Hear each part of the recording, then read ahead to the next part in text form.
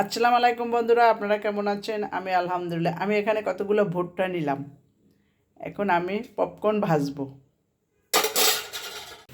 ভুট্টাটা আগে তেলের উপর ভেজে নিচ্ছি। এই যে আস্তে আস্তে ফুটতেছে। এই যে মাশাআল্লাহ ফুটতেছে। আমার মার হাতে ভুট্টা ভাজা আবার খুবই সুন্দর। এই যে এবার ঢেকে দিচ্ছে।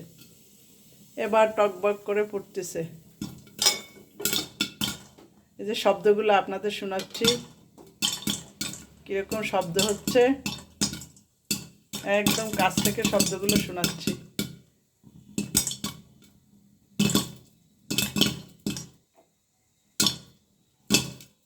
অনেক জোরে আওয়াজ হচ্ছে, সবগুলো পুটুর পুটুর করে ফুটতেছে।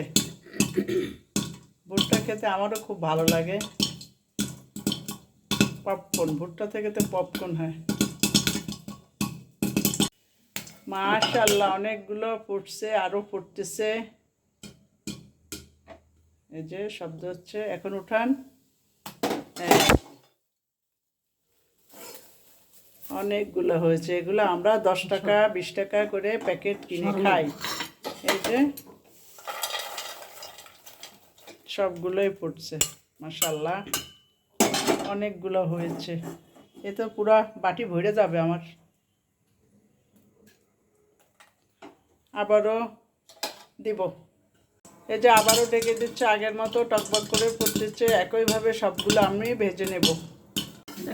এই যে দ্বিতীয়বার ভেজে নিলাম। অবশ্য আমি ভাজিনি, আমার মা ভাজতেছে। এই যে পড়ে গেছে কিছু। মাশাআল্লাহ 2 ব্যাচে এভাবে ভাজা হয়েছে, বাকিগুলো এভাবে ভেজে নিব।